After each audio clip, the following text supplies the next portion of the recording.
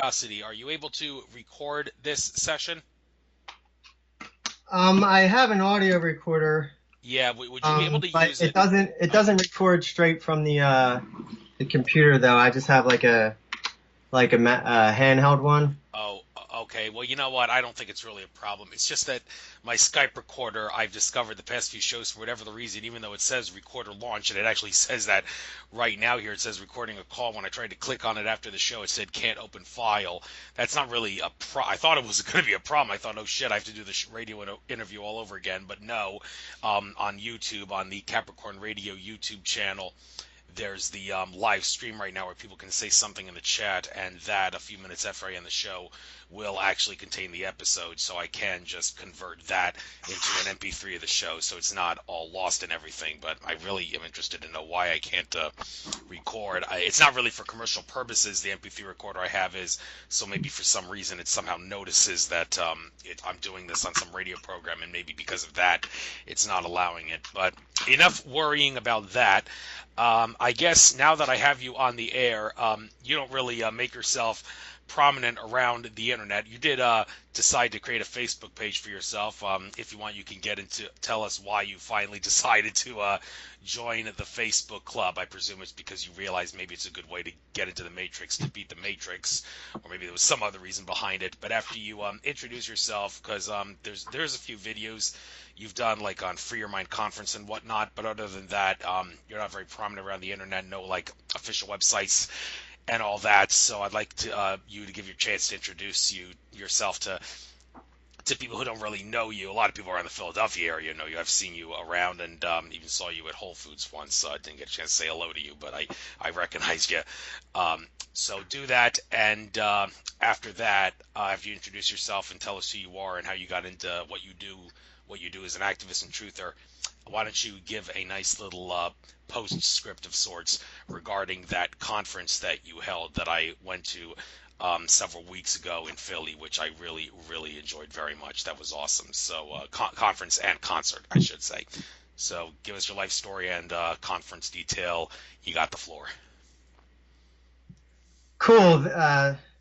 Thank you, Andrew. I got my recorder going, so I just want to make sure Okay, as a that backup, that's nice. And just so you know, I'm that going to be we on have mute when you're test. talking. I can't actually mute on Skype without drowning out background noise. I notice that's kind of strange, so I have to mute my microphone manually.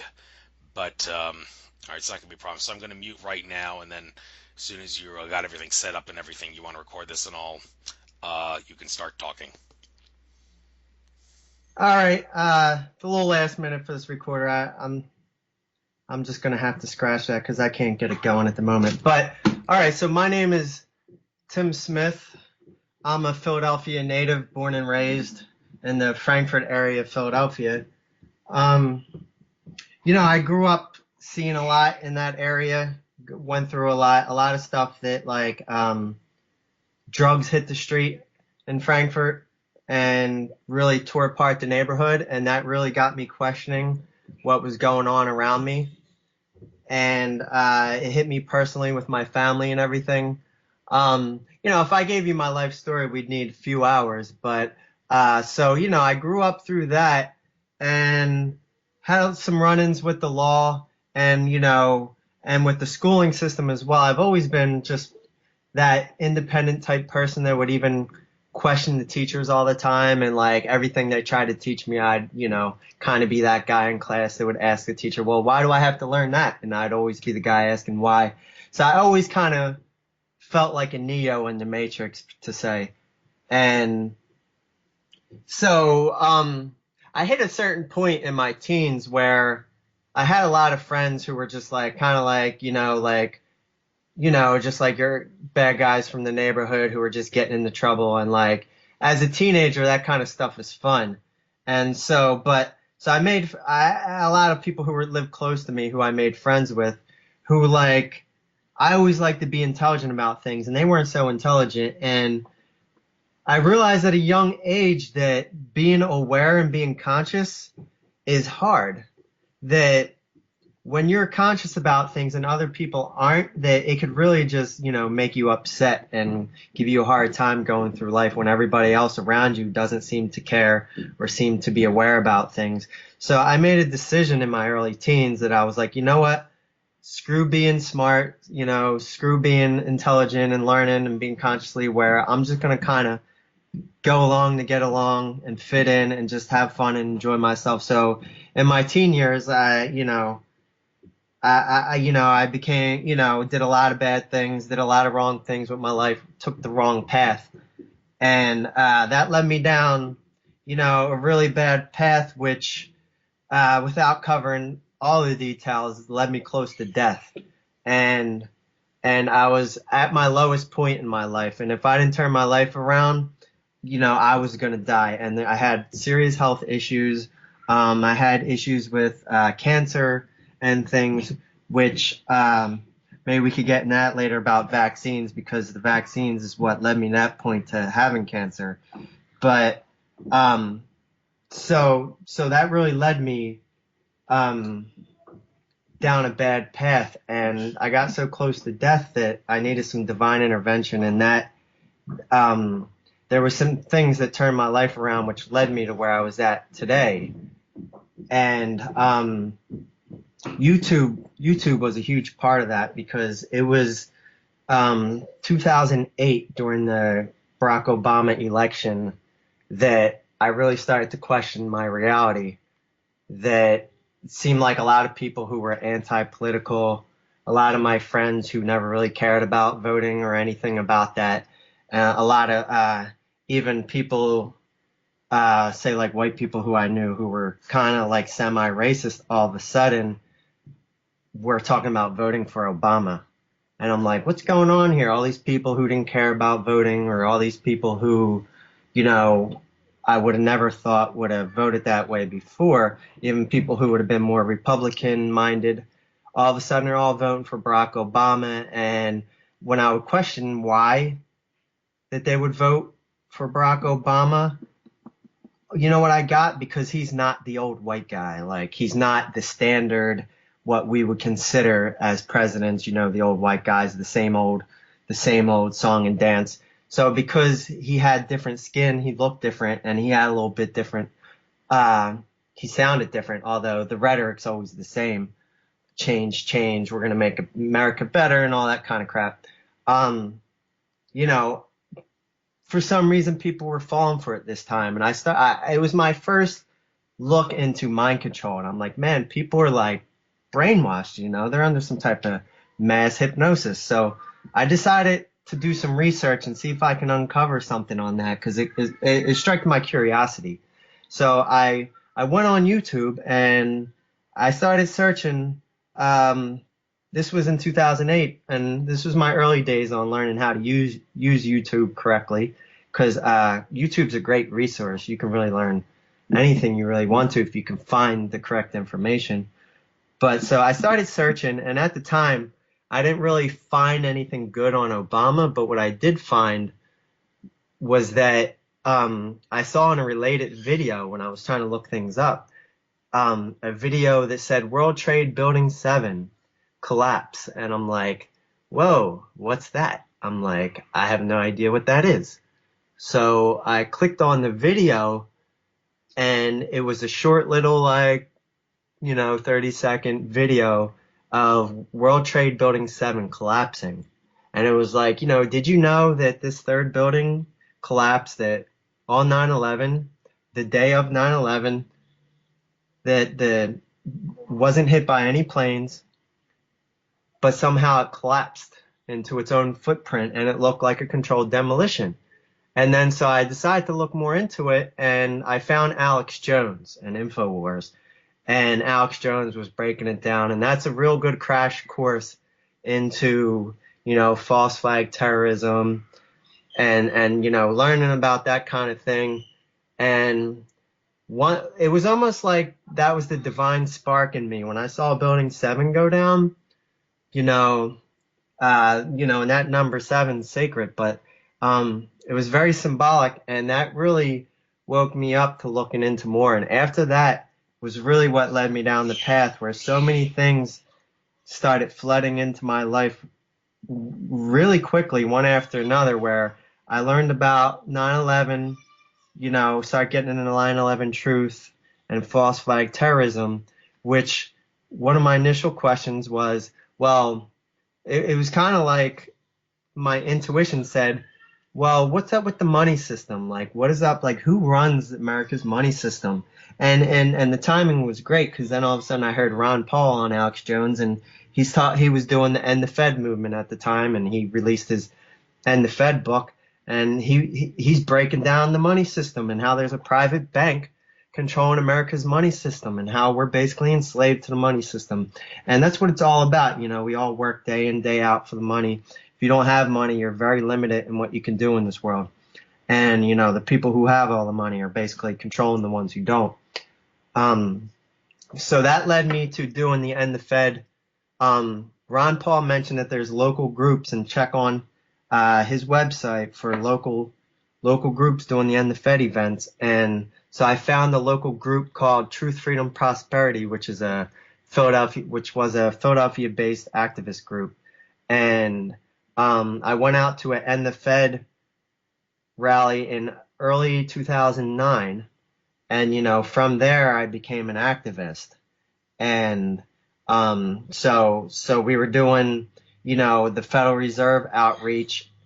Anybody that knows about Truth, Freedom, Prosperity, and Mike Salvi and those guys who were doing that, that's actually how I met Andrew, where I came in contact with Andrew because I saw him at the End the Fed events. So I've been doing that since '09, and we were also doing 9/11 street outreach, and that was like really my early days into the activism.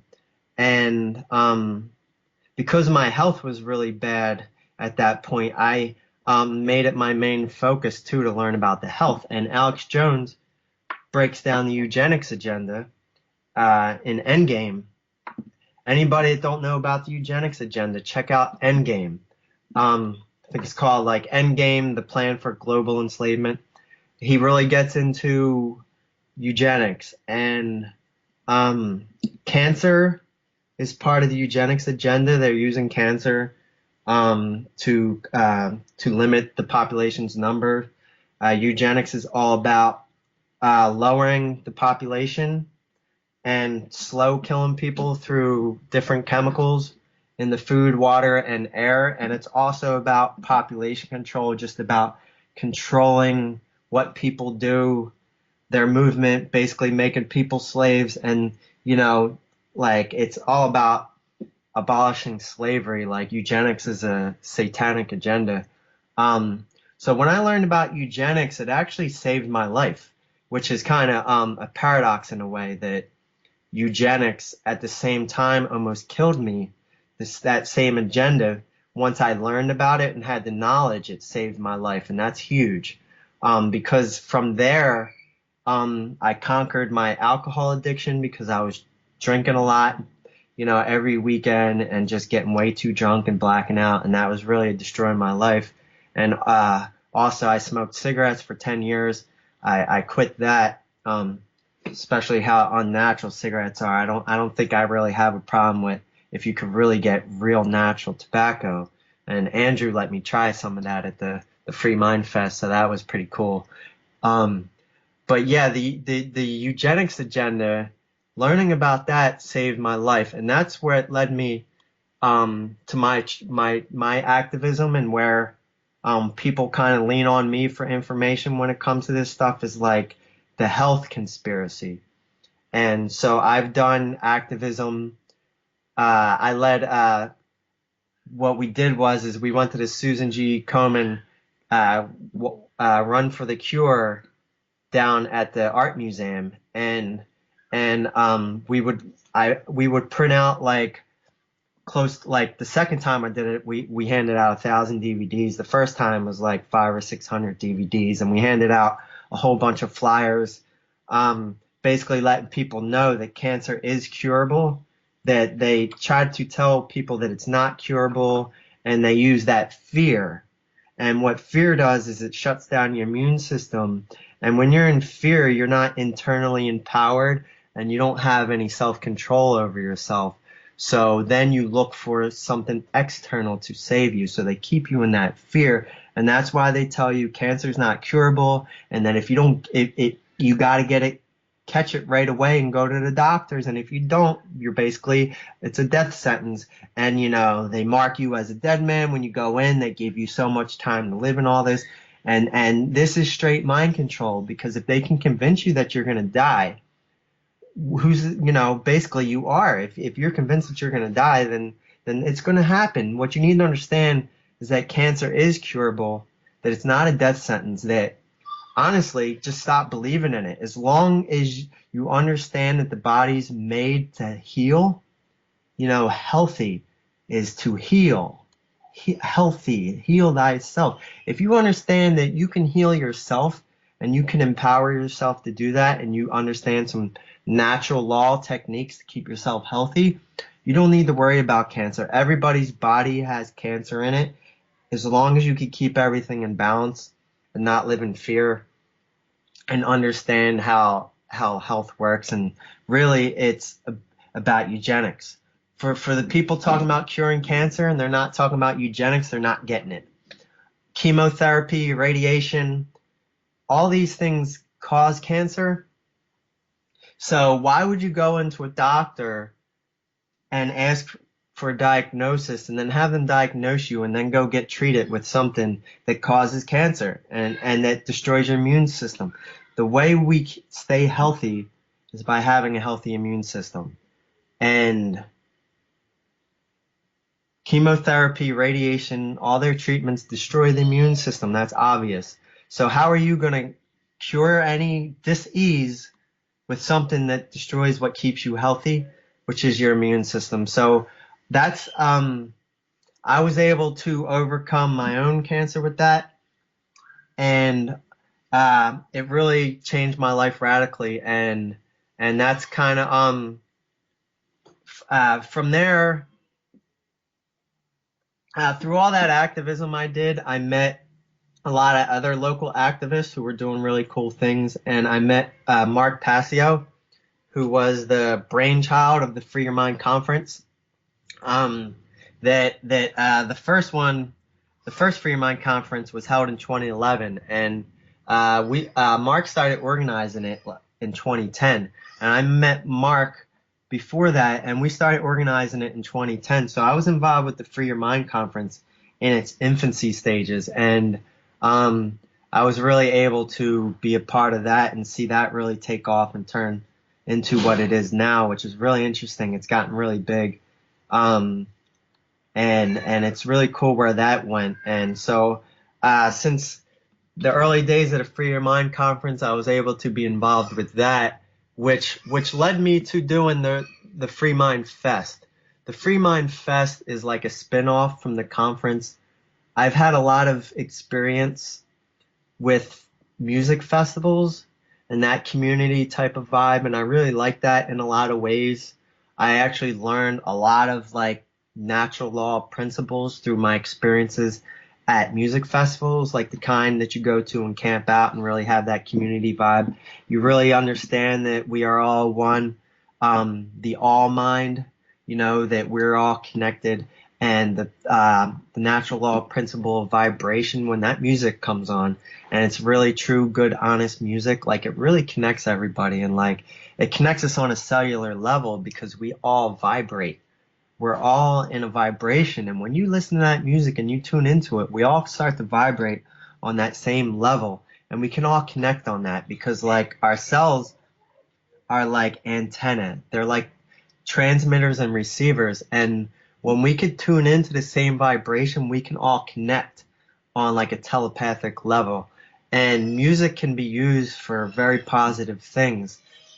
And now the mainstream uses music to put people under mind control and to dumb them down to ultimately enslave them. So with the Free Mind Fest, I wanted to take those aspects of the Free Your Mind Conference, those consciousness aware topics, and kind of open it up to a new genre, to to the festival world. And I want to bring in that vibrational music concept and the art concept and connect it in with the speaking aspect. You know, people speaking and making people consciously aware through their words. I want to tie that in with the arts, music and arts. And so that was kind of like the idea that I had to create the fest was like, let's bring it together with the music and arts and bring the words together. And so basically it's a spin-off of the Free Your Mind conference that we had, music and arts as well, and really encouraging people to be self-creative, to express themselves. And so we had artists all over the place doing live paintings and, you know, musicians who played their music, but at the same time they would speak and break down conscious messages and explain the words in their music and really break down what their music means. And for anybody who thinks music is dead or that music was only good in the past, in the 60s and 70s and all, and it's died, you know, it's not true. There's so much good music out there going on right now. It's just that the mainstream isn't putting it out there. You got to go underground. And so we need to learn how to search the underground for this stuff now. What I did was I brought together a lot of amazing musicians who really have a positive conscious message that can empower you through the music. So if you go to freemindfest.com, you could search everybody who we had at the fest, and you could go back through their stuff. I put all their links. I have videos. I have all that. So you could just, if you didn't make it to the fest, you could still go back and receive those positive messages through the speakers, through the spoken word, through the artists, and through the musicians. And, you know, we can receive enlightenment through people who speak and spread the word, but we can also receive that through people who are drawing and painting and people who are doing it through their music. So that was the idea of the fest, was to kind of balance it out with the vibrations and the arts and everything like that. So that's kind of, I think that's where we're at now, Andrew. Thank you. And by the way, you don't have to refer to me in the third person like you did a couple times during that opening segment. You're more than welcome to say you or that. But that was very kind of you to do that, and nonetheless showing respect for me and all. And a lot of respect for you I have for creating that conference, even though I will say I didn't really stick around for a lot of the music stuff because I was more concerned about getting the information that I was listening to the music. A lot of the music did contain great information in it and did wake a few people up without question. Now, the presentation that you did at Free Your Mind 2013, refresh my memory. I know I watched that on YouTube. What was that specifically about? I think maybe I could give you the chance now to maybe give a short abridged version of that presentation, if you remember what you presented back in that presentation a little over 3 years ago and what that was all about. Sure, yeah.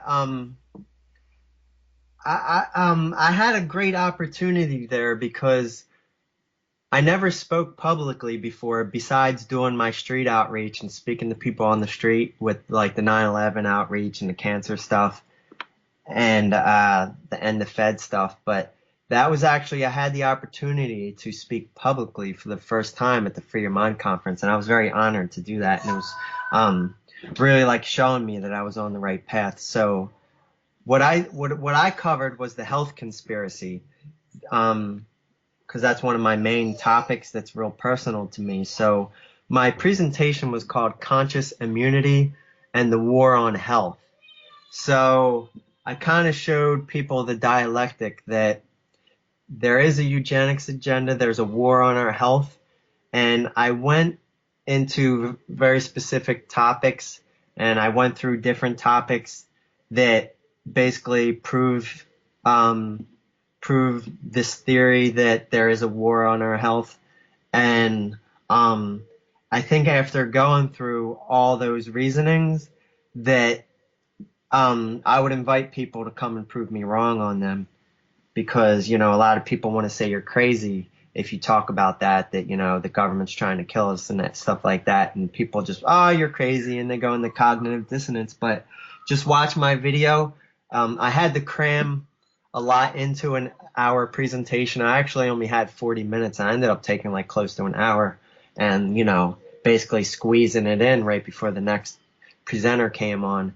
But really, for that presentation that I did, I'd really need like a good 3-4 hours to really cover it. But I squeezed it into an hour. It's all in there. And for people who are interested, go on YouTube and just look up Free Your Mind Conference Tim Smith. So if you just type Tim Smith Free Your Mind Conference, you'll be able to find it. It'll pop right up. And so I prove that there is an agenda. And what I did was I covered different like ingredients in the food and different topics like vaccines, GMOs, fluoride, MSG, aspartame, pesticides. And I went through each one of these examples and I found the connection to the military. And I called it the biowarfare connection. And I went through each biowarfare connection and I proved that there is a war on our health and that it's being carried out by the military.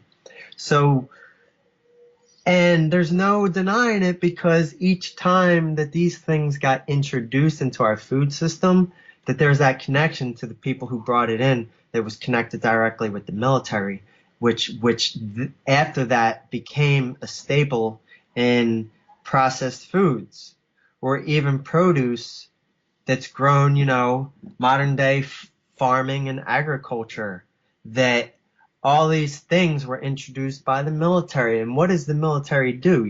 They kill people, they control people, they take lands over, and it's all about control, full spectrum dominance. So I mentioned that full spectrum dominance in the presentation, and I try to explain what I mean by that because I go through a whole lot of different examples between our medicine, our food, our water, and our air. And, I didn't have enough time to go into the air thing with the chemtrails. Because, I didn't have enough time to cover the chemtrails, although that also has a biowarfare connection with the military. But all these things is what the military talks about when they talk about full spectrum dominance, that they have to get you in all these different ways. So if you wake up to one way, then they're getting you another way. And then if you wake up to that way, they're getting you another way. And in a lot of ways, it makes people hopeless and helpless. Because they feel like, hey, no matter what, you're gonna get sick or you're gonna get cancer, and but it's not true. So I gave people the opposite dialectic of how to be healthy. It's a concept that I call conscious immunity, and this is basically like, healing ourselves with our mind and our awareness, and being aware of what's going on is what's going to heal you. It's like the placebo effect on purpose. Like a lot of times they refer to the placebo effect as an accident or just like almost like a side effect. Like, oh, there's just the placebo effect. But we're basically taking the placebo effect and putting it into practice, using it on purpose in a good way. The idea of mentalism, that we use our minds to manifest in this world. And we also use our minds to be healthy. What you have to do is understand the basic natural law principles of how your health works and how we were made to exist. That the basic principles, how we were made to exist and be healthy. And if you just align yourself with that, you won't have problems. What happens though is that, with this war on our health, that they violate a lot of the natural law principles that keep us healthy and end up causing ill health to people. And then once you have that ill health, they accept you right into their healthcare system, which they use the word health and they use the word care, healthcare, but it's not health or care. It's more death. It's a death system. It's definitely a system. It's systematic, and it's been worked on for a long time. Now, this people need to understand that this healthcare system is not for the people that it's been taken over a long time ago when there was like for modern day understanding, we could take it back to the early 1900s where our healthcare system was taken over um, by the Rockefellers, and they teamed up with the AMA, the American Medical Association, and they took out, they just wanted to use, their chemical drug allopathic system because there was a lot of homeopathic, chiropractic, naturopathic hospitals that you can actually go out to the hospitals and get, the hospitals in those days, they were smaller, you understand, but you could go to these places and get naturopathic care. And, what happened is they created a conspiracy where you can no longer perform these things. You can no longer perform as a doctor without getting a license. And they created the medical license to control the system to where, oh, well, that natural system isn't approved under the license, because once you get the license, there's things that are approved and not approved. Now you have to agree to certain rules within that system, and now you can no longer treat people with certain natural ways that. And what they did was they wiped out a lot of the alternative hospitals and doctors who were treating people naturally, and they monopolized the healthcare system. And just like they monopolized everything else, they monopolized the healthcare system. So then the system gets funneled into certain hands at the top. All the specific details I do have in the video, and so you can go back to that and check that out. I encourage people to check that out because it's very important. The most empowering thing, probably one of the most empowering things, is taking care of your health, because you're taking care of your own body and you're caring for yourself. And that's all we really can do in our world, in our existence that we're experiencing, is we only have control of ourselves. And if we can't control of our health, then we're not in control of ourselves. And then what do we have at that point, really? You're just, you're kind of just lost. And that's where I was until I turned my health around. I was lost. And then I was able to turn my health around. I was able to get self-control. And that's what it's about. So the Rockefellers in the early 1900s were connected with IG Farben. So that's a key word for people, IG Farben, because this is where our modern day pharmaceutical system comes from.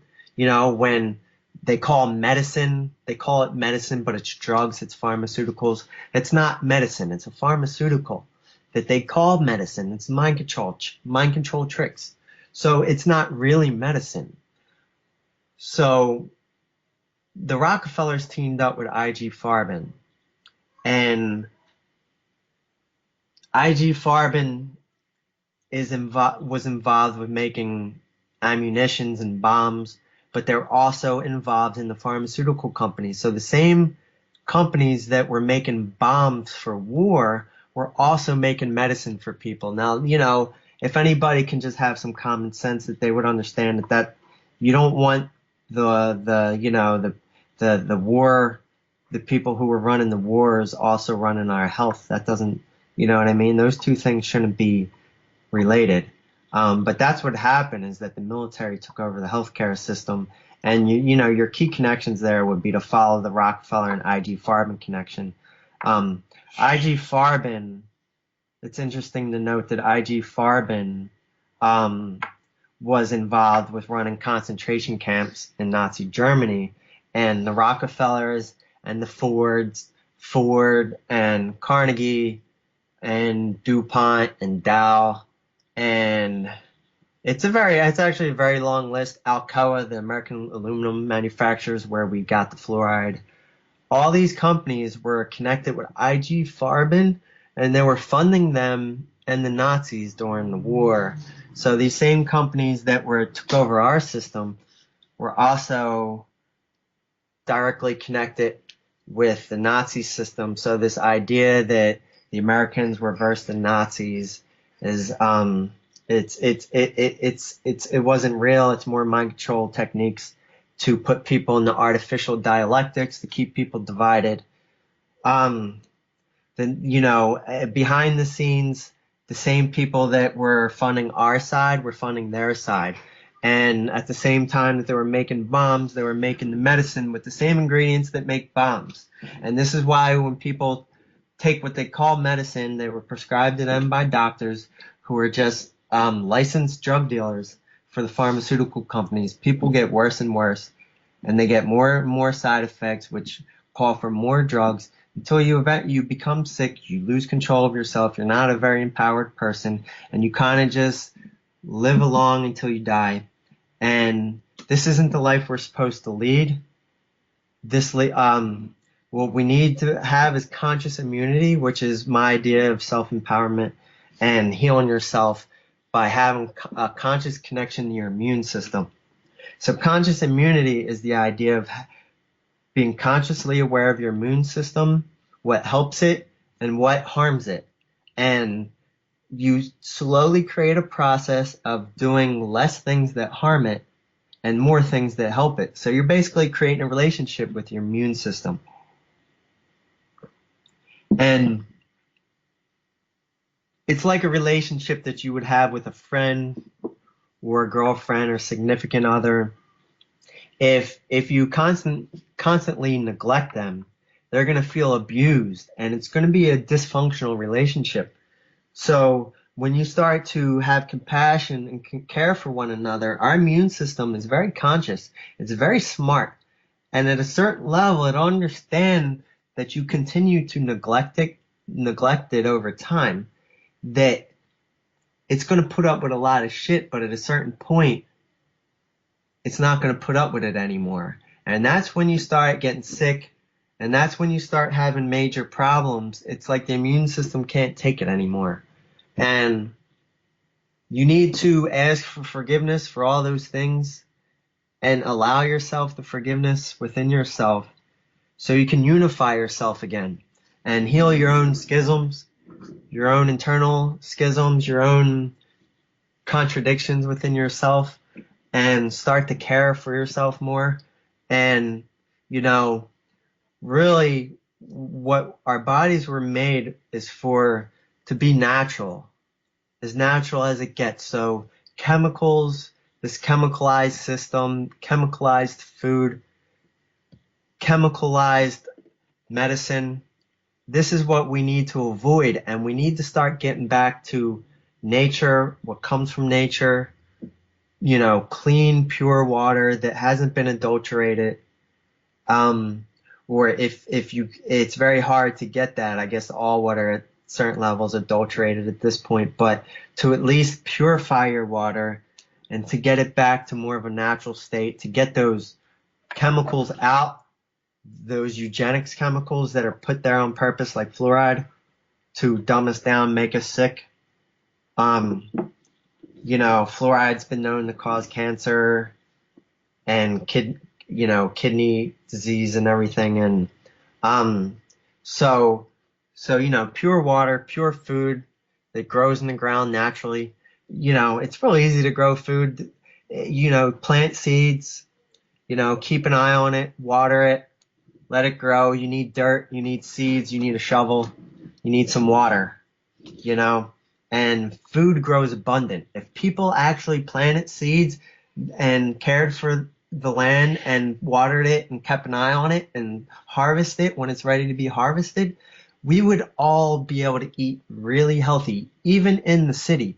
I live in the city. We could be having farms all over the place. It's so possible. Like everybody's front yard, instead of having grass, could be food.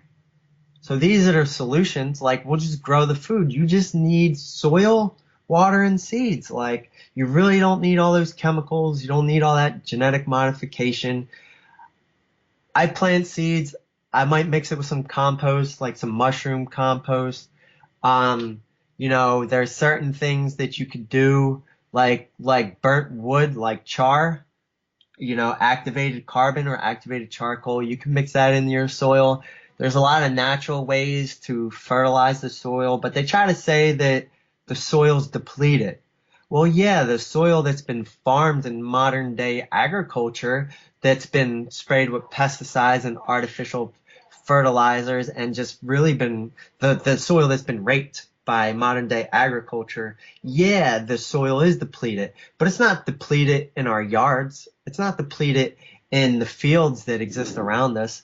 It's not depleted everywhere. It's only depleted where they have modern day farming practices. So all we need to do is dig up that grass and start planting seeds.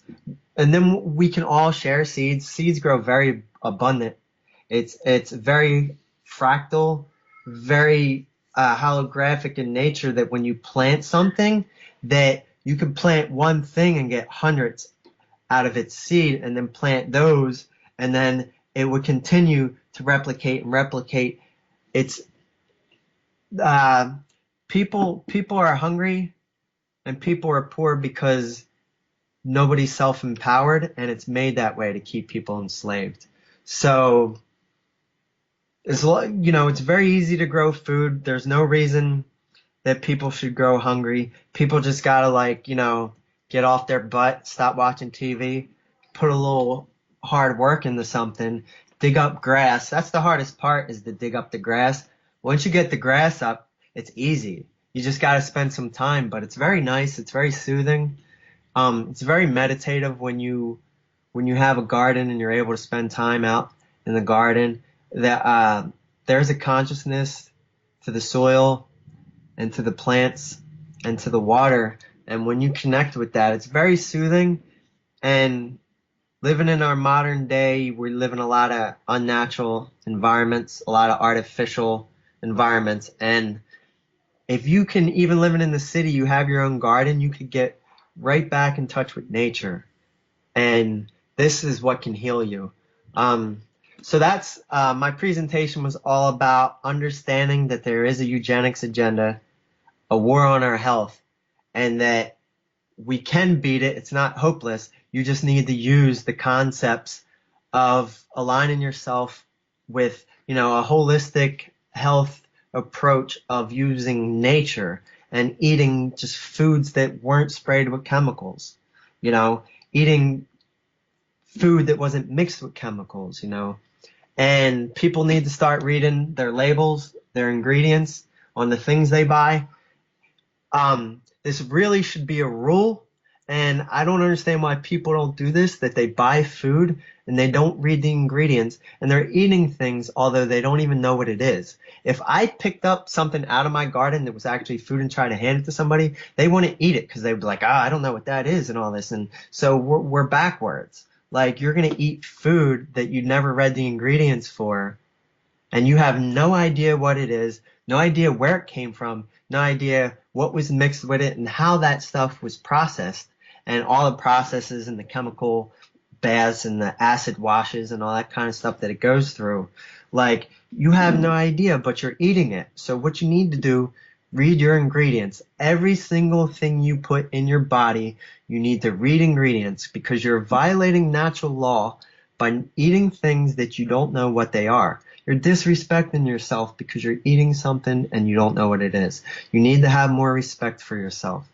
Understand what you're eating, and there's still a whole lot of healthy food out there.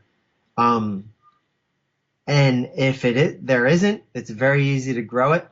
But I'm telling you, through my health search, I found a lot of places to get healthy food still. And, I completely turned my health around. And, I went through a long part of my life where I thought I was going to die with cancer and stuff. And it was a big secret of mine. I didn't really tell anybody that knows me. And this probably anybody that would hear this interview out there, because this is my first time talking about this publicly. would be surprised about this because I kept it very quiet, but that really messed up my just my consciousness in a way that I was hopeless and thought I was going to die. And when I learned about the conspiracy the cancer conspiracy, that cancer is curable and that they're just using it as part of the eugenics agenda, I realized that hey, I can cure this. So what I did is it's a mentalism thing. Excuse me. Sorry about that. It's a mentalism thing that you need to understand that cancer is curable. You really need to stop believing in cancer and start believing in yourself. And that's what I did. I literally just stopped believing in cancer. I really don't even believe in it because it's like, as long as you believe in yourself to be healthy, like what's the point? Like cancer is just being sick. You get sick or you get healthy, And the same way, all the different diseases all have the same cures. If you look at these doctors who are curing cancer, they'll tell you that they'll treat you exactly the same as if you had any other disease, if you had diabetes or immune disorders and all types of diseases that people have now. They make up all these names. The diseases are infinite. Really, you get sick or you get healthy. And all the same techniques could be used to cure any disease. So once you understand the basic principles, then you could be healthy. So no matter what disease you've been diagnosed with, they made the names up. They create labels to get you to identify with that label. So once you identify that label mentally, you're like, oh, that's me. Oh, I have cancer. Oh, I have diabetes. I have this. I have that. And you go on and then you take things that are labeled for that. Oh, I have celiacs. I need to be gluten free. And then all you do is you follow your life looking for gluten free labels. Or, oh, I got to be sugar free because I'm diabetic. And then you live your life looking for a label that says, no sugar, good for diabetics, low glycemic. And so you live your life like a robot, just looking at the labels, and they just guide you through your life. So as long as you can understand some basic principles, you can get healthy. So as my part as an activist, I want to activate people and give them some energy and some courage and some self-confidence that just learn those basic principles and act them. Do it. Don't just talk about it. It's simple. It's really not that hard. But you're going to have to change the way you've been traditionally taught how to do things. That's the hardest part, is ending the wrong things that you do, your bad habits. That's the hardest part. But as long as you can pick a bad habit, replace it with a good one, and just take steps. Stop eating or drinking anything that has high fructose corn syrup, and then replace it with natural sugars. Drink more water. Get a water filter in your house and drink water. Start drinking teas. The tea, once you start getting into teas and herbal teas and all types of stuff, it tastes great. You could have natural sweeteners like honey. There's all types of ways, just molasses or raw sugar, raw cane sugar.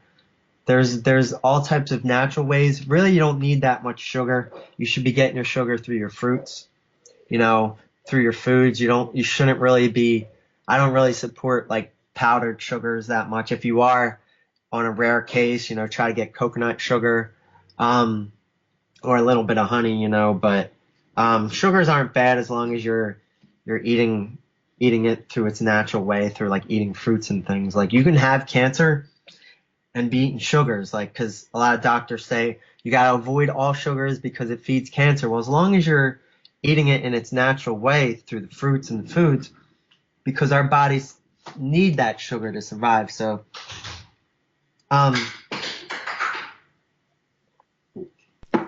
is there anything? Yeah, Tim, I had someone here in the chat room say that they are part of a Navy family. Shots made their son sick. I guess in closing, we can go a little past 7 if you want, but if you really want to keep it to an hour, fine. We'll maybe end this after this subject. Talk about vaccines. I did an interview with a vaccine expert, Leslie Manukian, so anybody who's listening might want to check that interview. We go into it in great detail in there, but I'll give you the chance now to give maybe an abridged version of sorts of what Leslie would talk about, since you said you would be willing to talk about it if we bring it up. So just for the sake of this, well, for everybody's sake, but this chat room person, Chrissy, who wants to really hear about this, please tell us about vaccines and what we can do about them. Sure. The vaccine thing's very personal to me. Vaccines actually almost took my life twice, brought me to near death twice. The one thing was when I mentioned with the cancer, and then the other thing was when I was a toddler or like late infant, when I was just learning how to walk. I got paralysis, and the vaccines gave me paralysis, and they called it meningitis. But if you do deeper research, there's some lies going on there. There's a conspiracy there as well. But I found this out later through all my research that when I was an infant, I almost died from the vaccines, which was actually polio. I came to understand that basically our modern day system, and vaccines really go back a long way, but since World War II, since like the 1950s, I'm trying to think when the polio shots were given. It's around there, but they had this thing about the polio, sort of like how they do with the flu nowadays, but they had this thing with the polio, and it was a big mind control propaganda campaign to get everybody to go take their vaccines, like what they do with the flu and they did with the swine flu and everything. And they created this they're very good with mind control techniques, and so they convinced everybody to go get the polio vaccine because there was this big epidemic. And what happened is they created the epidemic with the polio vaccine, because the polio vaccine was giving everybody polio. Not everybody, but it created an outbreak. And, if most people, they're not in touch with all the information, the true information to know that, and they only take the information that they get from the news and what they're told. But what happened is that there was an outbreak of polio, and at the same time they're claiming that they're curing polio and all this type of thing, and that they're eradicating it. So what they did was to prove and to say that they eradicated polio with vaccines. They changed the name and they relabeled it to meningitis. And they created a bunch of different types of meningitis as they went along. But basically, polio is an infection that can cause paralysis. And so then people who came in with these signs of paralysis, instead of calling it polio, they started calling it meningitis. And so then they go, oh, look at us. Look what we did. We cured polio.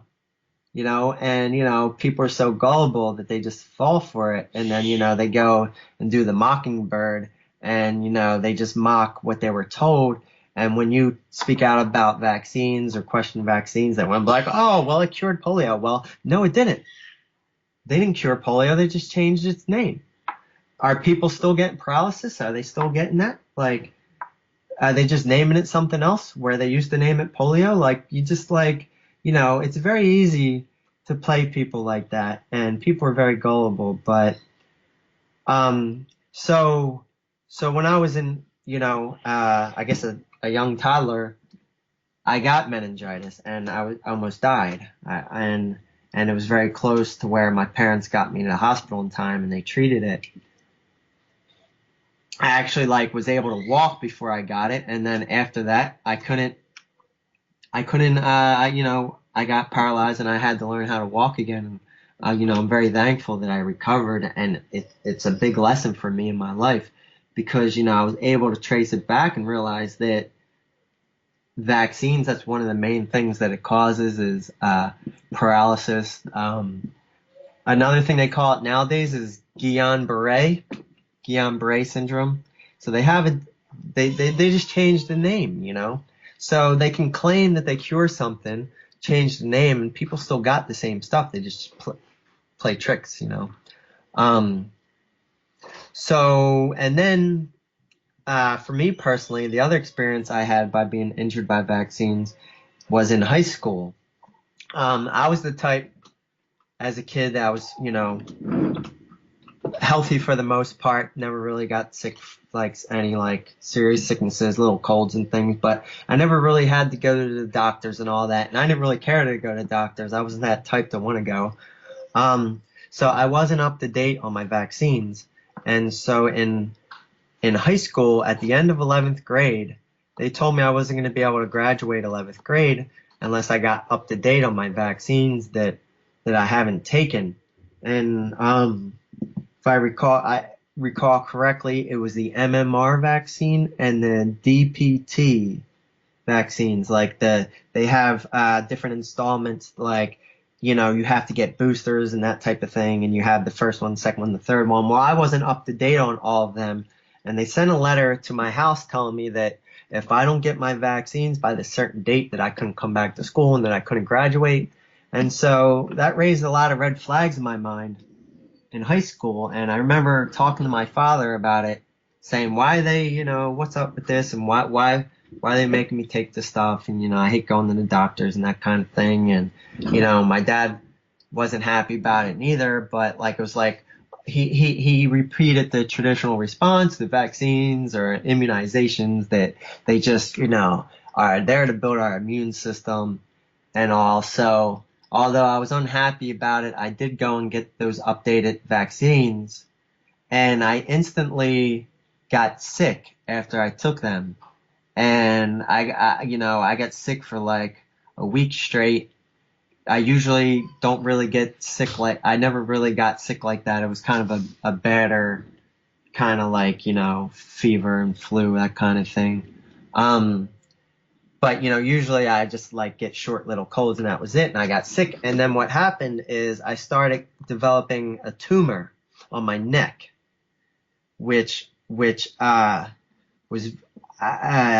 know was directly connected to the vaccines that I got through my personal experience, and there might be some people who might question me whether it was caused by that. But for me, the timing and the amount of stuff that I understand about vaccines, I know it's directly connected because I got sick. I started developing a tumor on my neck, and it was progressive. Like it was like felt like a virus. I could literally feel something developing in my neck. And then as it started to develop more, I started to get real sensitive, and then I could start feeling it spreading up and down my neck and started reaching my collarbone area.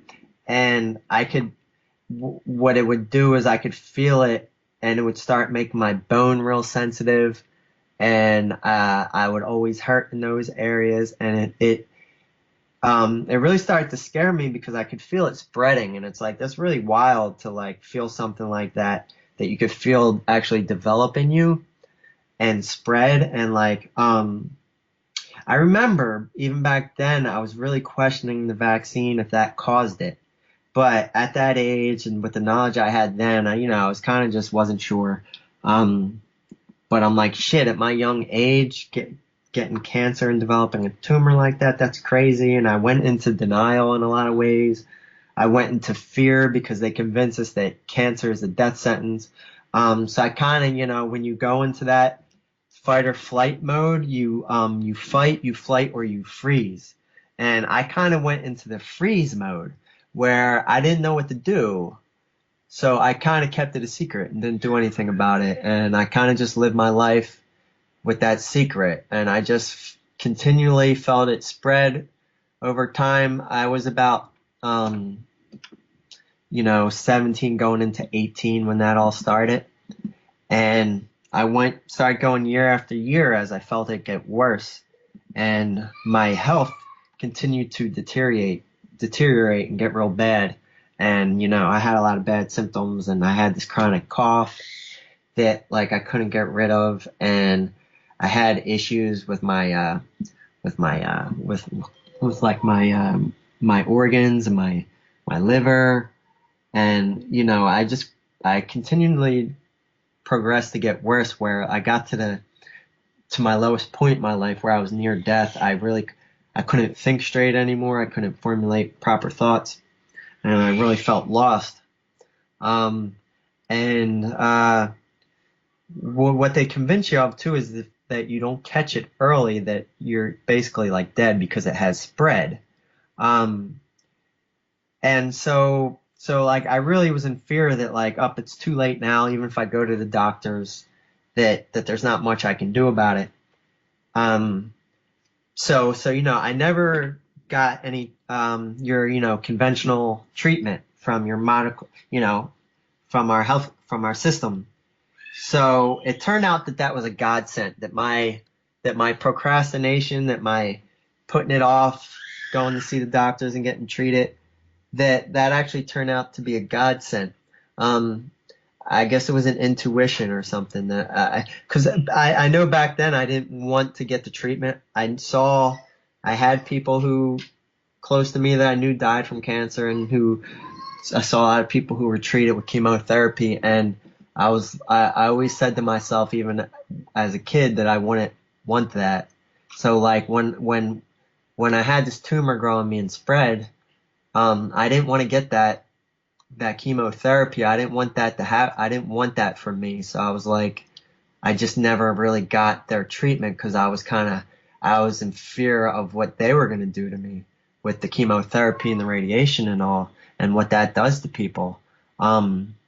So I never really went and got that treatment. And once I learned about the truth about the cancer conspiracy, I realized that was really a godsend, that was all meant to be, that I would have been dead if I got their treatment. People who are diagnosed with head and neck cancer die within a year. That's like their statistics. And because I met a woman a nurse who worked in the head and neck cancer department at a hospital, and she's very distraught when she was talking to me. I was working in her house, and she was very distraught telling me about the stories that people who have that go there and get treated are dead within a year. She said most of them, and that she's seen people die left and right, and it's very sad. And that like they basically, like, those type of people are basically like, they're goners, that there's no real hope for them. And it really, I could tell it traumatized her. But at the time, it really worried me too, because I'm like, oh crap. And I'm like, oh, but if these people are going to get the treatment from them and they're only living a year, those don't give me good statistics, so I'm not going to go to them. So, but that's frightening to hear that, you really got no hope. So I was just like, I learned that it was a godsend though, because it would have really took my life. So I, the conspiracy saved my life, because I learned about 9/11 and all the different government conspiracies, all that, and all the food and health conspiracies. And it made me realize that like cancer can be beat, that it's not a death sentence. But one of the main things that's causing cancers in people and why there's such high rates of cancer is because of the vaccines. There's no doubt in my mind. I've done so much research into this topic, like I couldn't even really, hundreds of hours, I'd have to say. I got so many books, videos. Please, for people who want to learn more about vaccines, look up Mary Tocco. Mary Tocco, Tocco. She's one of my favorite researchers, because she really tells it like it is, and she's not afraid to say, I'm anti-vaccines and all this. She'll just come out and say it. Whereas a lot of people, they try to maintain political correctness and be like, well, I'm not anti-vaccine. Well, you know what? I'm anti-vaccine. Mary Tocco's a good research to go to keep it real. Now, vaccines are causing cancer. So going back to the polio vaccine, they found out that there was a lot of different viruses, a lot of different viruses that were in the vaccine because the vaccines were produced on monkey kidneys, right? So there was a bunch of different things that came with the the monkey kidneys, that they used the monkey kidneys to culture the virus on, the polio virus, what they say caused polio, and they cultured it on the monkey kidneys, and a lot of different viruses, like stealth viruses, things that um who knows, like all the different stuff, but like certain things that they did know there was a bunch of contaminated things. And what they found was there was simian viruses that were contaminating the polio vaccine, and a specific one that was called simian virus 40, which makes me think that, if there was simian virus 40, then there must have been 39 others before 40, right, to get to 40. But who knows how they work with those numbers. But simian virus 40 is found in tumors of people nowadays, like people our parents' generation who are all coming down with cancers and stuff. That they found that this virus that contaminated the polio virus is being found in tumors, and basically they connected that this virus is one of the main reasons why so many people are getting cancer. So there's these hidden viruses, these things that, you have the virus in the vaccine that's supposed to be there, but then you have a bunch of viruses that aren't supposed to be there, or maybe are supposed to be there but aren't supposed for us to know. Like, we're not supposed to know that these things are there, but you're not just getting, say with the flu, you're not just getting the flu in there. Like, there's vaccines that are produced on fetal cells, like aborted babies. They take the cells of the aborted babies because they need something to culture, like viruses on and things like that, and bacteria and stuff. And you need a culture medium to produce these things. And so they used like monkey kidneys to do that. And one of the things that might surprise people is that they use aborted babies, which, whether you're religious or not, in your moral, within your morals, do you want to use a vaccine, whether you think it's good for you or not, that was made with aborted baby cells? Like, they literally turned it into like corporate production, a product from aborted babies. And then you wonder why everybody's so talking about pro-choice, pro-choice, pro-choice all the time, you know. And there's propaganda, like, if when you understand how the media works, that they push that pro-choice thing, and they kind of make you, if you say pro-life, that you're religious. Like, like, I'm anti-murder.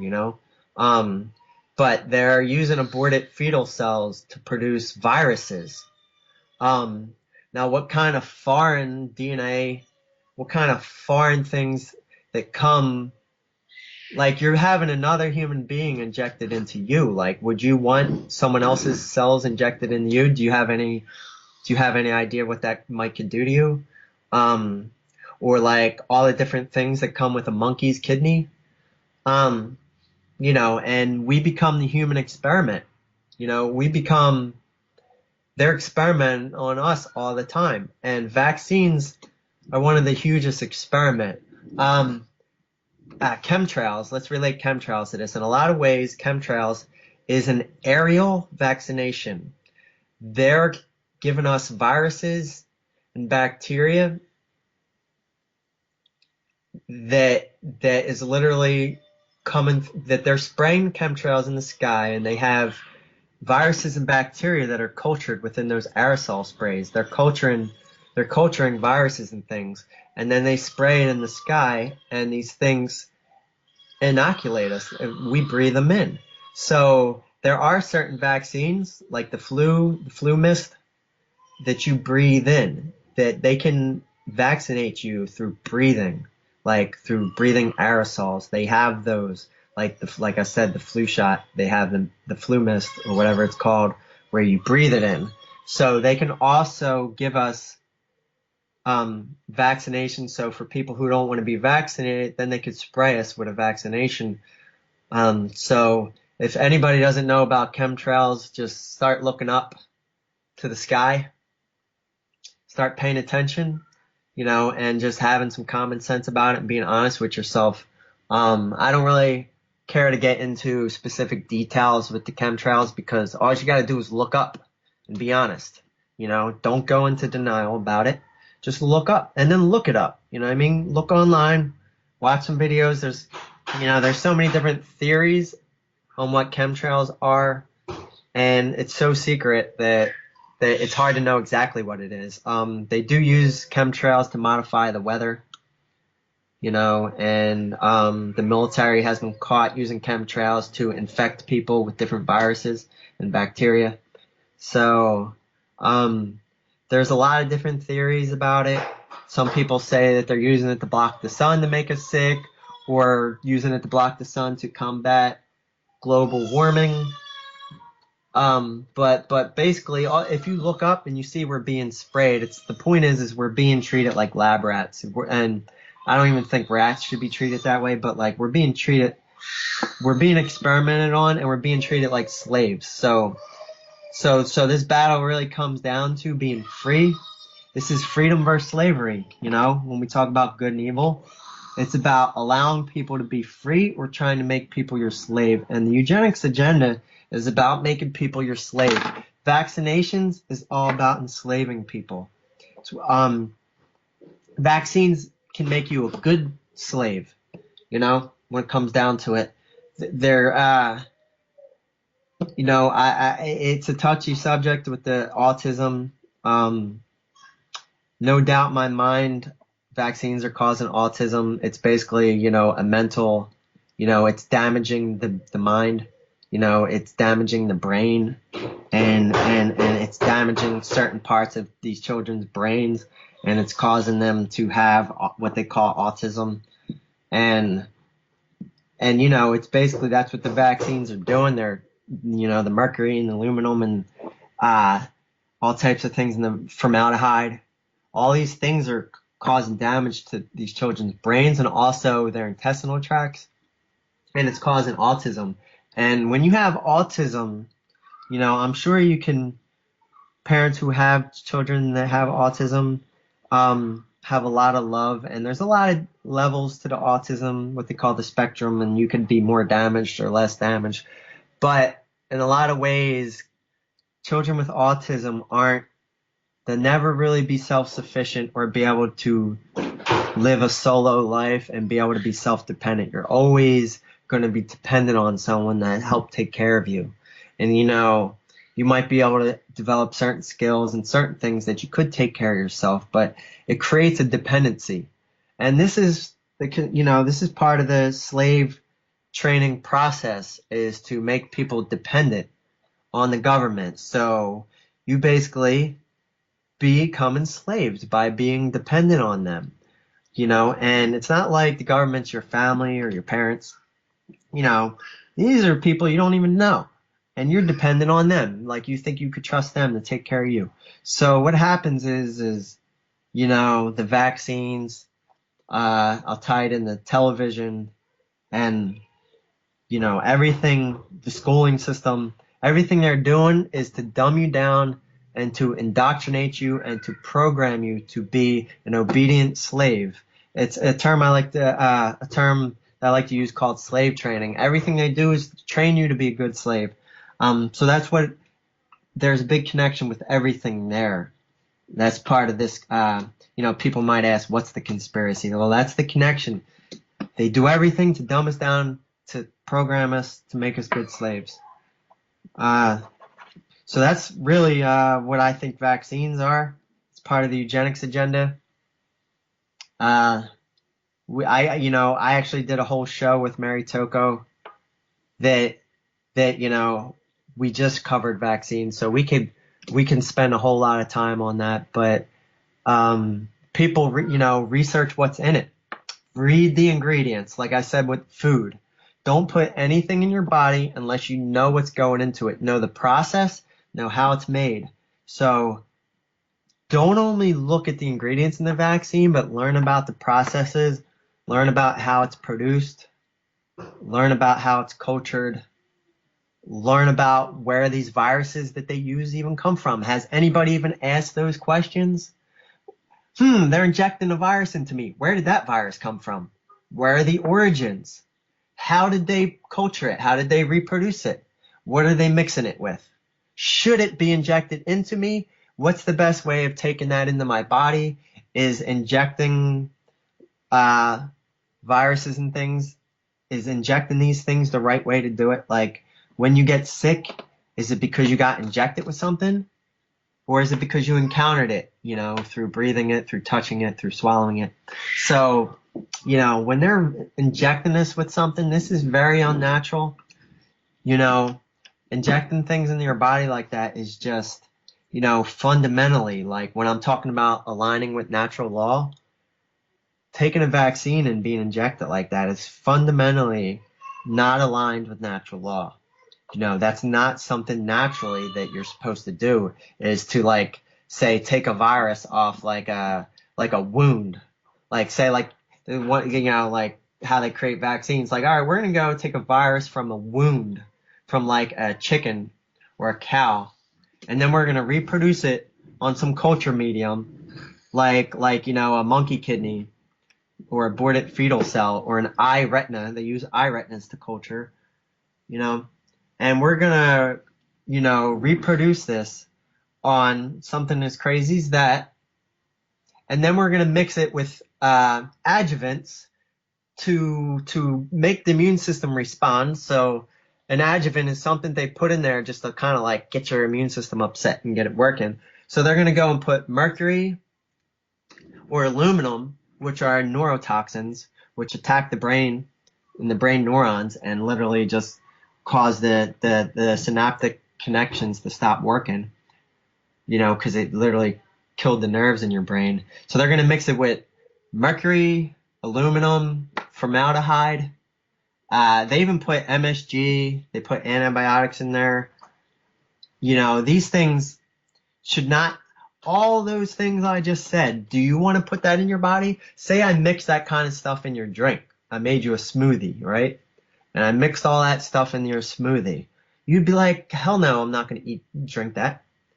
So what are you doing? Why? Because it's a guy in a lab coat and, because they're the authority. Like, we need to stop believing in things because the authority said so. That's a big problem. That's like malware in our human operating system. That's malware. Like, you're not functioning properly. It's a virus in your thought process. Like, you need to stop believing in authority and you need to start learning for yourself. Don't just do it because the authority said so, or they know better than me. Well, no, they don't. They've just been programmed for a bunch of years. They've been slave trained. Doctors, people like who went through long periods of college, and even just people who just went to high school and grade school. Like, you've been programmed and slave trained for such a long time that you actually know less than me because you've been given a bunch of false information. Now you have to deprogram all that false information, whereas like I could just jump right into the information, but you need to research things independently, look at all sides of the situation, not just both sides, because there's multiple sides. Look at the conventional way, the allopathic system, learn about how they do it, and then learn about the natural way. Start looking into the naturopathic doctors. Start researching doctors who cure cancer. Start learning how they do it and start comparing a bunch of different ways. Talk to chiropractors and how they do it, Talk to people who do detoxification and energy healing, who gets the body back into a correct vibration and who's able to heal traumas that you've had in your life, mental traumas, emotional traumas, as well as physical traumas. Look at it in all the ways, so you can have holistic understanding instead of just doing what the authority tells you. Because when you start talking to naturopathic doctors, in a lot of ways, they don't just act like an authority. They try to teach you, they try to tell you what's good for you, what's not, and they try to teach you in a common sense way. Now, I'm not going to say everybody because I don't know every single one of them, but they try to teach you in a certain way to self-empower yourself. So you got to compare that if you go to a doctor that just tells you, don't do that, like if you're just going to the allopathic conventional doctor, they're just gonna be like, just come get our treatment. Don't do any of that alternative stuff. For the most part, that's what they say. I hear a lot of these stories. And, they're not going to teach you about, natural food, what foods are good, what aren't, which chemicals are going to harm you. They're not going to give you any type of literature or any type of information. If they do, it's going to be real artificial. It's going to be real artificial. Like, oh, get some exercise and some sleep. All of that stuff's good. They're definitely not going to tell you about the eugenic system that they work for. So if you start looking at all sides of the situation and just be fair, I'm not telling you not to look at the conventional. I'm just asking you to question it. And don't just obey the authority because they said so. Like, how much do you actually know about it? If you're telling me that polio was cured by the polio vaccine, have you researched it? Did you actually look at the Cutter incident? Look that up. Cutter incident, right? Polio Cutter, Cutter. Look that up. Cutter incident. They were causing polio. So did you look these things up? Have you questioned these things? Have you researched these things? Are you just repeating what the authority said because they said so? People just want to debate with you about, I get debates with people, and I also hear a lot about other people who go into these debates, and you're debating somebody who never even did their own research. They're just repeating what the talking head said, So, they're, in a lot of ways, they're programmed, and they become programs. They become a program in the system, and they just, when you initiate something with them, they just reply with what they were programmed to do. They become a robot. They become a program. And then you start interacting and arguing and debating with a robot who's not really going to get it. It's going to take some serious deconditioning for a lot of people, and a lot of people just aren't going to get it. So for you people bang your head against the wall, try again, and then don't try again. At a certain point, move on. Don't let it bother you too much, because, we all get upset trying to wake family and friends up and a lot of people who we care about. And, they can drive us nuts because, they think we're crazy. They won't listen. But at a certain point, just move on. Take care of yourself. Stress is very important to meditate and not be stressful. Stress and emotional trauma is one of the main causes of cancer as well. So they keep us in fear. They keep us traumatized all the time. So you gotta stop watching the media. Even a lot of ways, the alternative media, can keep us very stressed out. Facebook can keep us very stressed out. With all these updates of what's going on around the world, can keep us very stressed out. It can be very traumatizing. And this could be bad for our health. You can even be eating healthy and get cancer or get sick because you're so stressed out. So, become self-empowered. Find ways to express yourself in your life. Don't spend as much time watching what's going on with other people and around the world, because there's only so much you could do. This is my advice for my conspiracy-minded friends and everybody that are in this to find the truth and all. We get stuck in the rabbit hole and we get lost, and it's hard to find our ways back out of it, because we learn one conspiracy leads to the next, leads to the next, leads to the next, and somewhere you get lost and you can't find your way back out, and you start worrying and stressing and, oh, we're doomed, and you get stuck in the doomsday scenario. And we live in a mental universe, and in a lot of ways we create our environment, especially collectively. We create our environment, and if we continue to focus on the doomsday scenario, it's going to happen. And if it's going to happen either way, do you want to live stressed out all the time? It's not going to be very self-empowering. You're not going to be healthy. To activate your immune system, you can't be stressed. Stress shuts down the immune system. So my advice for people who've been researching all this stuff going on around the world and becoming aware, that's very important for you to do. It's very important for you to through that process. And I'm not saying don't give that up completely, but you should definitely give up the mainstream media.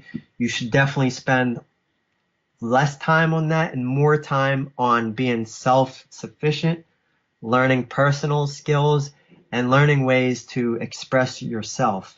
Self-expression is very important. So finding the different arts, there's so many different kinds of arts. Art is a way to express yourself in a creative way and to make yourself unique and to give you a path in your life that gives you meaning.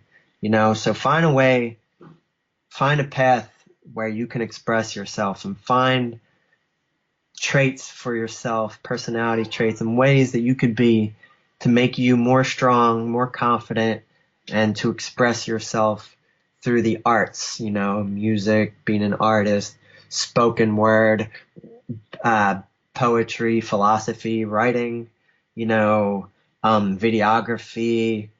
There's so many dance, there's so many different ways, to express yourself. For me, it's for people, go on that journey, find that way to express yourself. Stop worrying so much what's going on with other people and what's going on around the world with this conspiracies, because that's what politics is all about, is to take your focus away from yourself and being self-empowered.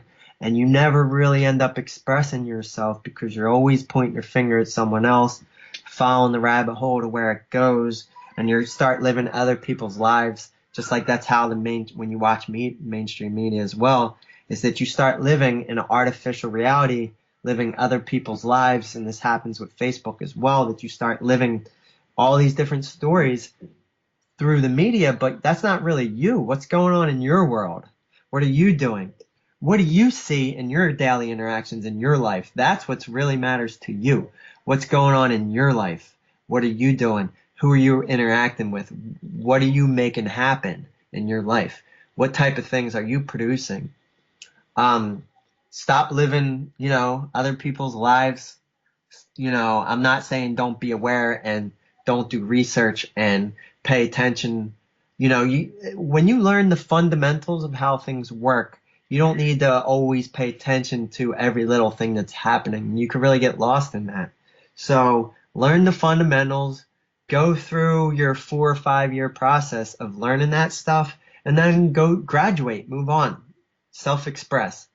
You know, you know, let's all, you need to go through that schooling and learn about that so you can learn the fundamentals of how, like the mode of operation on how the system of control works. What techniques do they use to control us?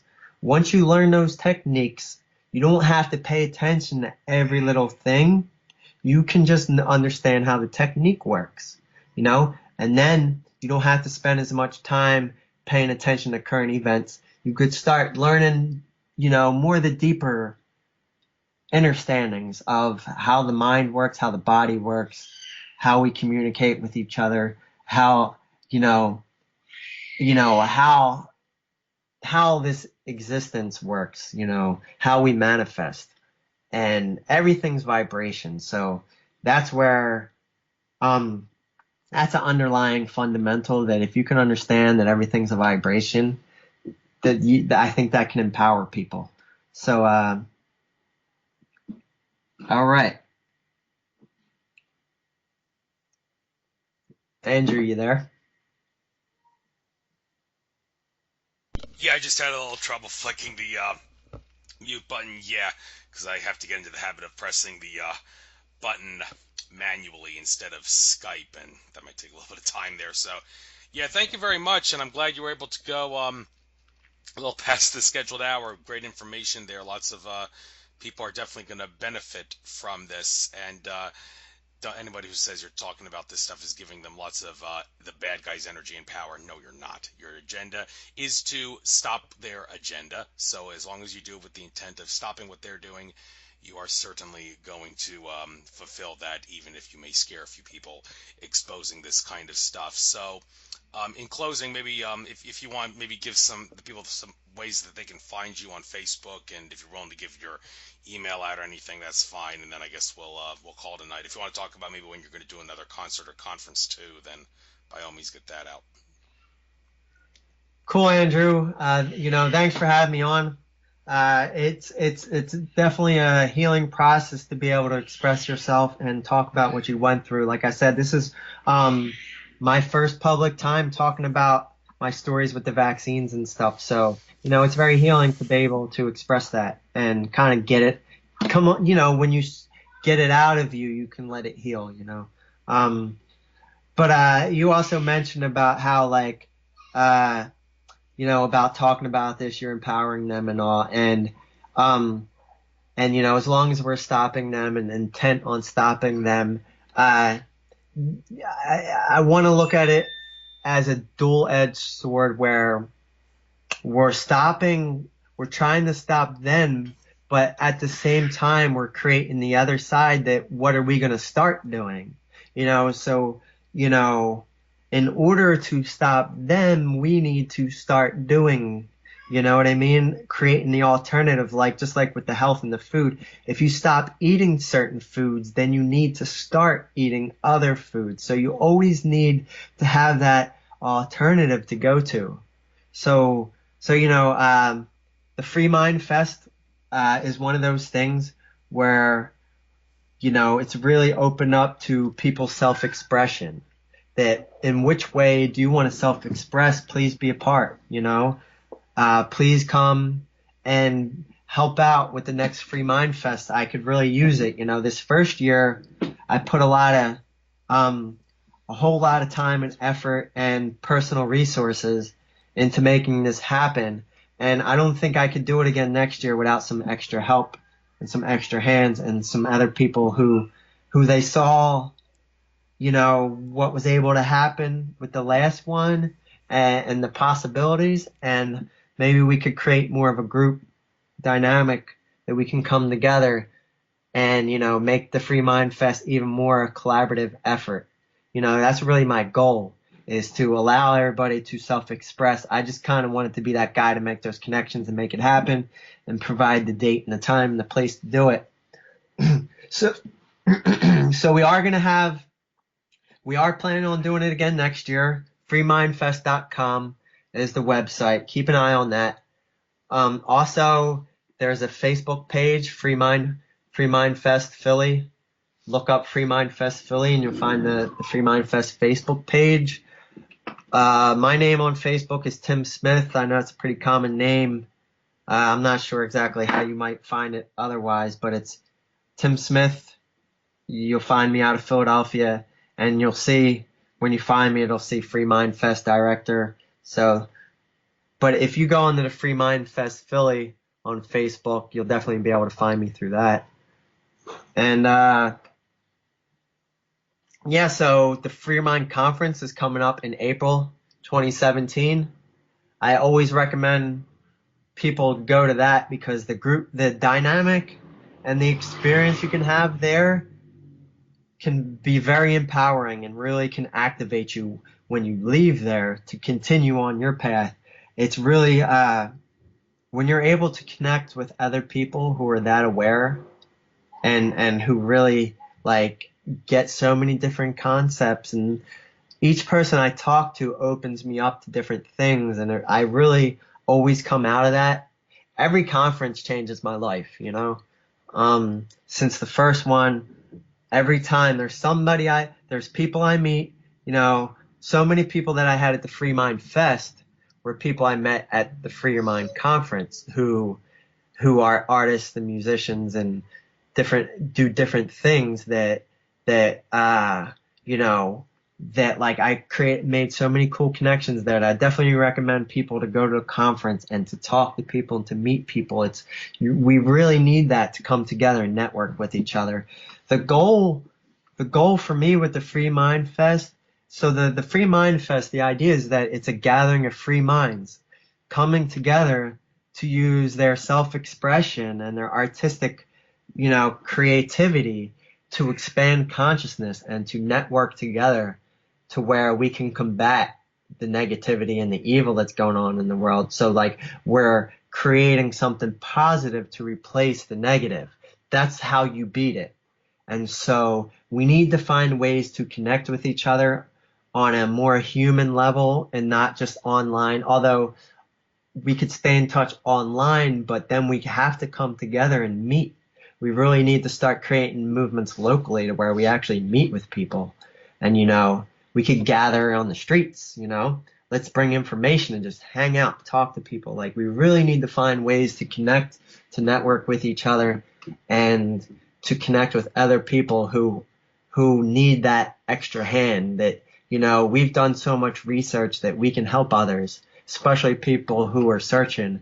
And if we come together more and have more public events, we'll be able to provide that information for people who come after us, Like we need to give thanks for the people who came before us, who we've learned from, and then we need to pay it forward and pass it down for the people who are coming after us so we can continue this, to keep the knowledge and the truth and the light pass. We got to keep passing that torch.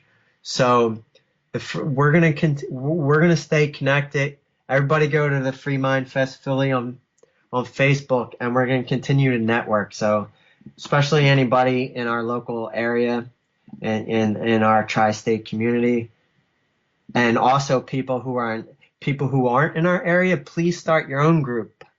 There's been a lot of Free Your Mind groups started all around the country that people are starting their own groups trying to network locally. So if you don't have a group that you're part of in your area, or if you do, use that to create your own group. This is what I'm talking about, is the self-empowerment. So start your own group. What are you doing? What expression do you want to do? What do you want to help people with? How do you want to express? So, if you're not local to Philly, you could start your own group and then you could network with us and we could work together. We could do events in the future. Let's have Free Mind Fest in all the different areas and we can all work with each other and share, So I think that's what needs to happen. Is that we just need to network, and it doesn't really matter the name that you use. Let's just unify on the freedom principle, that no force, no coercion, voluntary interactions, just truth and compassion and caring for one another. Let's unite on that, and let's not fight with each other over the little details. If you might have this little thing wrong or that little thing wrong, or if I might have said something that sounded like an absolute to you that you might be able to negate me on and prove me wrong. That's not really what I'm looking for. I'm looking to connect with people. I'm not looking to argue with people who think they're intellectually superior. I'm not trying to be intellectual. I like to be more philosophical. I like to understand that, the answer is to come together and support one another. We really are all dependent on each other. If we can connect in a proper way and be fair with one another, that's the answer. So yeah, I hope to see everybody again. Please come to the Free Your Mind Conference. Also check out freemindfest.com, and we really want to make Free Mind Fest happen again next year. And anybody that wants to participate and help out, perform, or volunteer, or supply, or just be a part of it, please, my email, freemindtim@gmail.com. freemindtim@gmail.com. I would love for people to kind of step up and be a part of this, because I got so much great responses out of people that the encouragement from people saying how great the event was and how this really needs to happen, and this is the type of stuff we need, has really kind of given me the drive to want to do it again. But I do need more help this next time around, because there's just a little too much. Although I think it came together great, and especially for a first year, I think it went really well. But we want to build on that. And, I have a strong drive to do it again. So just, you know, let's just, I'm sure that, we'll have more people step up and get more excited about it. And I'm excited to see everybody again at the next one. I'm So very, I'm very thanks for having me on, man. cool. I'm very optimistic about it too. I'll definitely be at the conference and the fest as well. All right, awesome interview. I'll make sure I upload this to YouTube, and hopefully it'll be more of a household name after I more people listen to this. So enjoy your night, Tim, and enjoy your weekend. And I'm looking forward to everything else that you're going to be doing. Take care now. Great. Thanks for doing what you do, man. Peace. All right, take care now. All right, folks, that is the end of this show, and Damian Knott will be the guest next Wednesday. So this is Andrew Fisher signing off from Nature of Reality Radio, and namaste, everybody. Enjoy the rest of your trek throughout infinite consciousness.